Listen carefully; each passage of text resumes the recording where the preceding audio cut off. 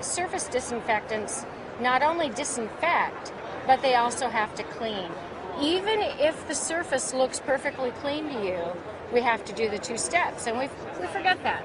And also, if we use different products, they may not actually be succeeding in the cleaning, even though you may remember to do the cleaning step.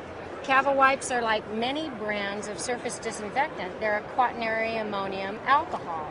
And if you have the quaternary ammonium, you add the alcohol, and you mix it together, and you got TB Kill, which turns it into an intermediate level disinfectant that we need to clean our operatories.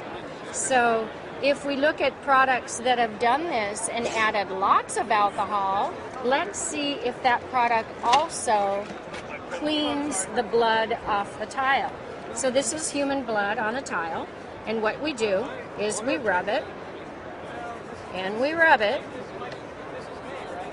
and we rub it, and what is happening here is that the high alcohol, 63% alcohol, is actually fixing the proteinaceous material to the surface. So whether you see it or not, the high-level alcohol products are not actually capable of doing the first step, even if you're going to the trouble to do it yourself.